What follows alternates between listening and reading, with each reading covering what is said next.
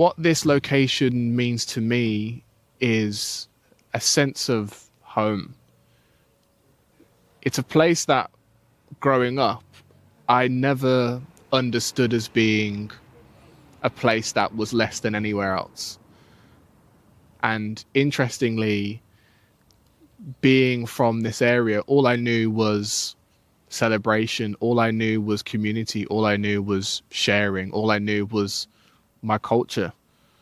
And I never had an idea that I was less than anyone or that I was poor. It was just a sense of community that, you know, I didn't have any concept of being any less than anyone else. And it only when I left here did I realize what I was living, or the realities of what I was living. And there's something very special about having less and not feeling less. I didn't need the validation of anything material, because I had everything. I had my family, I had friends, and I had a sense of community. I was, you know, my grandparents lived up the road, and I just got to be a kid without the expectation of being anything less than anyone else. And it's funny that as soon as I left, you know, and when I was, you know, I think I was 8 or 9 years old, and went to a place where the differences in how much you had access to became so clear, that was only then when I realized what that difference meant. You know, I had family members, grandparents, and all my grandparents had larger houses, and they lived in different areas. And from a mixed ethnicity background, what they were experiencing meant that I didn't understand the difference between why my grandparents living up the road in what I perceived to be a big house, and living in a big house in a slightly more affluent area, how big that difference could be. And it's funny that people have such a poor opinion of certain areas around Birmingham or around the UK, and what it doesn't give you, what it doesn't provide, what you're missing out on, who you don't have access to. And reality, what is important is a community and a group of people that care about you and want to invest in you. And that's why I hold this place very dear and very close to my heart, because it gave me an opportunity to be around people who looked like me and understood the things that I was exposed to. You know, I don't talk about this often, but I don't hold any ill feeling to where I was brought up. And I think a lot of people in Birmingham sometimes are frustrated about what they have access to and what they didn't have access to growing up in various areas. And I don't feel that, because I guess selfishly, I had access to so much because I had a community around me, and I found more community in places where people have less than in places where people have more. Because there is this opportunity to try and one up everyone. And I didn't have that. On this road, I had a group of friends, and we would go around and play on bikes and run up and down and play cops and robbers and get stung by nettles in someone's raggedy back garden. And it was all part of the experience of this shared community. And it was special, and some of my happiest memories were here. I remember very clearly one time, one of my earliest memories was on a wall like this. I was a bit of a strange kid, but I must have been no older than 3 years old. And I had this, this white label packet of Walkers, I don't know, as the Smart Price before as the Smart Price. And I remember putting the crisps onto the wall and then eating them off the wall and thinking, oh, it makes them taste better. And it was a hilarious thought, because I got that opportunity, and I remember having the opportunity to have those experiences. And my brother was running up and down telling kids to release him because he was playing cops and robbers. And my mom was coming out and bringing out squashed for 8 or 9 kids. And there was just a sense of understanding, that a collective understanding that we were all in it together. Over the road from my home, just this big house here in the back, here, this grey house. There was 2 mixed race girls. I speak to one of them still now. Just found each other on Instagram a couple of years back, and we'd go around there and play it there because they had a slightly bigger garden. It's just my experience of this place was I was surrounded by particularly mothers who just created a community out of very little, and that was special. And I got insulated from the harder things in life because I had the opportunity to share.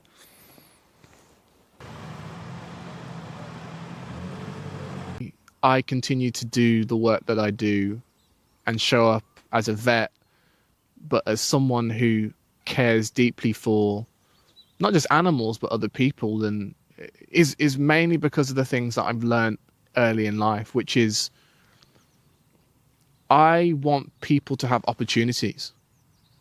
I think a lot of people on this planet deserve the opportunity to be whoever they want to be. And I also feel, for me, that extends to animals as well. And I think the people who get the least opportunity are the ones that are disregarded at such a high rate.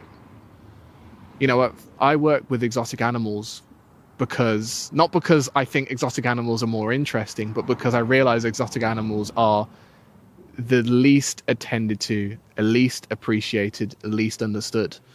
And that actually applies to the people that I choose to advocate for. I want people to have the opportunity to live full, meaningful existences, because I think there's an opportunity for all of us to be able to do that. And I think it's a shame that we live in an existence where that wouldn't be an opportunity. I mean, I was blessed. I was blessed with a mom who was extremely intelligent and resourceful. I was blessed with the opportunity to, have someone who was resourceful enough to get me into places that many people wouldn't have the opportunity to. And I don't believe that you get things just from merit. A lot of things are down to luck. And my hope is that I can be a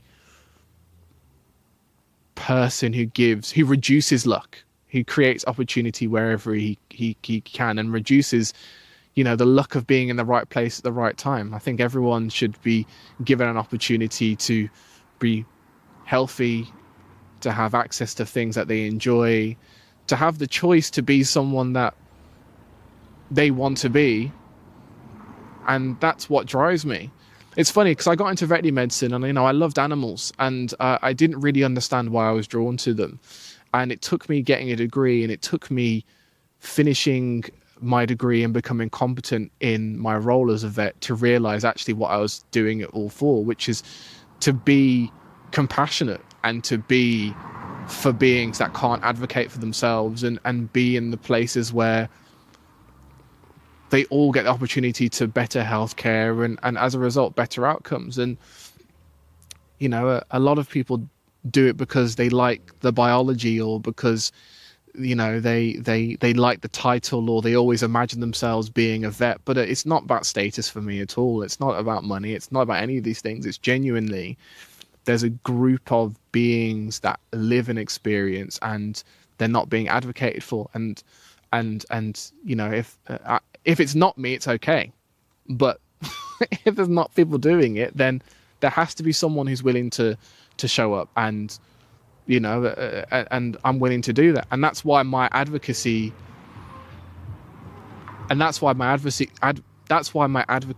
goes beyond just working with animals, because some of the most unseen beings on the planet are humans. And that's where all my work goes to. It's about advocating and wanting more for people's experience, and I feel like that motivates me more than anything. What stewardship or guardianship means to me is putting yourself in a situation to give other people and other beings a chance to live a full and meaningful life. And that doesn't mean that they have to, or it doesn't mean that you have to make sure they live the life that you think they need to have.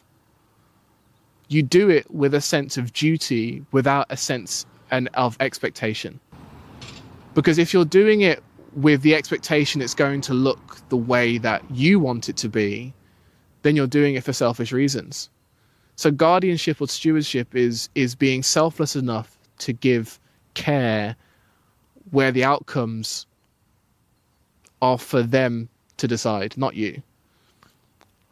And I think that for me is the ultimate peak of compassion, to be honest with you. I always see that sympathy is not understanding, but having an idea of what someone's going through. And empathy is understanding what someone's going through, but not taking any action. And compassion for me is understanding what someone's going through and taking action to do something about it. And the most compassionate thing for me is to give someone support without any desire for any return on that act of compassion. And, and that's why I lead, and I keep that as a primary thought in my mind all the time. Like, is this a compassionate thing to do? Making myself as selfless as possible in this situation, what would the most compassionate thing to do?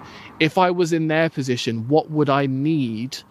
Not what I want, what I need for the best possible outcome. And, I have to do it on a daily basis. My job requires me to be compassionate. It requires me to try and do my best to find a voice for beings that literally can't speak to me, especially animals that are prey animals that, their whole biology is designed to not show signs of weakness. How do I find the tools to advocate for a being that shows no external obvious signs? Well, I learn about them. I actually look for the signs. I look for the things that they don't show. And ironically, there's a huge amount of parallels between groups of people who have been hurt after generations and generations and generations of being abused, have been not listened to, because essentially they become prey animals themselves. They put up these walls, because it's a survival tactic, and the same or very similar survival tactics live within animals. It's the same discipline to me.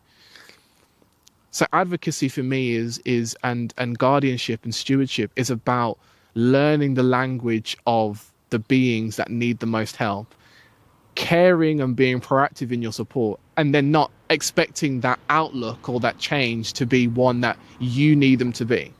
Well, what do they want? They're the victims of this situation. What do they need? The only parameter I have is that whatever they become, or whoever they become, or whatever they need, isn't done at the expense of others. Because the last thing I'd want is to create a world where we're just swapping who's in charge and who's the person who's going to get beat down on. We don't support bullies. We don't support people who are taking advantage of anyone else. That's the only requirement. Because I truly believe that in most cases, we all can have a seat at the table without it needing to be someone else is losing a huge detriment.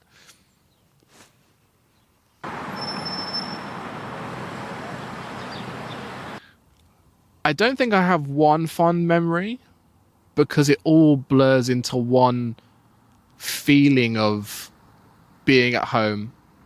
I remember being in the back garden with one of those mats, it had like the roads and the police station and the fire station and the park, and you used to get your like toy cars and drive through that. We had one of those, and I remember sitting on that with my brother on the other side, and we had a German Shepherd called Pablo, completely crazy.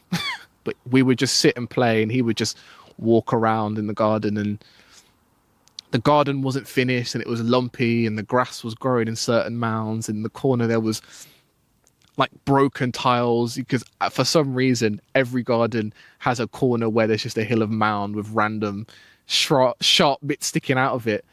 But I just remember going out to the garden in springtime and just playing with, the charity shop toys my mama brought home, the haul. And I just remember thinking that was the best thing ever. Mama would bring out orange squash, And sometimes we were lucky, we'd have like strawberries, which were expensive, and like those memories feel like the most carefree memories in the world, because they were carefree. And being out in the front and running around up and down this road, playing Kirby, the football, the leather football that every panel had worn off on, falling over and scraping your knee on another patch of gravel from whatever area. I mean, even one of the funniest memories, not the funny memory at the time, but one of the funniest memories I had is when, for somehow, I've fallen over, and this is going to sound quite gruesome, I've fallen over on a can opener, and it scratched my eye, and I was this close to being blind, and it was a big, big, big drama. And after my eye was fine, obviously, and I'd been healed, I just remember saying to myself, I must have been 6. Why was there a can opener in the living room? Like, why? What? How did this happen? Because it was just like, and that was how my upbringing was centered around it. Like, even if God forbid, I'd lost my eyesight, I just think I would have been able at some point to look back at that and think it was funny, because it was just like, I just got so many opportunities to just have fun and just do things without it being pressurized. And I think that's the beauty, I think, of that's the beauty of having really kind of wonderful, fun upbringing. You get insulated from lots of the heavier things of life, and you just get the freedom to share in a community. And I feel that's something that a lot of kids miss out on these days. Like letting your kid out to go play with the other kids in the front, was something that defined my upbringing, and I just don't see it very often these days. And I think it's such a shame. You take your kid to soft play and but like it's not the same as a kid knocking on your door and saying, do you want to come out to play? And you go, and your parents being happy for you to go to the local park and kick football for what seems like 12 hours. It's those moments is what I'm fond of, because I feel like at least my generation were probably maybe the last generation who got that, because everything is just so heavy and fear driven and quite rightly. So I think those are my fondest memories. I don't think I have one. They all just kind of merge into a really warm feeling of home, of opportunity, of even the bad ones in a nostalgic sense are a funny story to think about. One of the earliest Christmas I remember, and it was the whole family got together, and I remember it being special because, like most kids, they want to go down as early as possible, but I think me and my brother was happy to not to, but I had convinced him to go downstairs. And I'm not sure if I had a very good grasp of time, because I went down apparently at 4:30 in the morning. And my dad used to work in offices, and one of the things that he managed to do is, when they used to sell everything in the offices, it was cheaper to buy new computers than to take the computers from one place to the other. So what they used to do is kind of do fire sell all these old PCs at like a third of the price, because they wanted them gone really quickly. So I remember, I think I must have been 6 or 7, and my dad had got me a PC for my birthday, like this old Pentium 1. That's how old we're talking, like many, many moons ago. I got a Pentium 1 PC, and we had floppy disks to use as games. And I remember coming down and like losing my mind, because it had the cool, maybe Windows 98 screensaver. Yeah, I'm old. And, it was the same time as the France 1998 World Cup. And that I just remember, I think I played like Euro 96 on a floppy disk, and you'd have to go onto like a black screen and type in a special code to get into the game. But it was like the best thing ever. And everyone come round, there was food, and it was just for me, it was the best. I stayed up a little bit later than I should have. I had Schlur, old school Schlur before sugar tax was different. That I thought it was like I was popping Cristal. Like before, the Schlur was a special thing. Everyone needs to know Schlur back in the day was like you were like, oh, appetizer. Old school appetizer was like you were drinking wine straight from French hills. Like it was incredible. So I think that Christmas was always was a special one because it was just everything I ever wanted. You know, I had this floppy disk game. It was called Red Baron, and essentially, you were like this World War One fighter jet. But if anyone goes and Googles what Red Baron game looks like, honestly, it's like you can count the pixels from one side to the other. And I remember playing it for what felt like hours. And just playing this game on this floppy disk. And it was just the best Christmas ever because everyone was there. There was food. I did whatever I wanted. I had my Pentium 1 PC. And it was this is before gaming was even cool. And then we went and played football. Like, it was just wicked. It was snowed that day. It's just everything that could have gone right went right.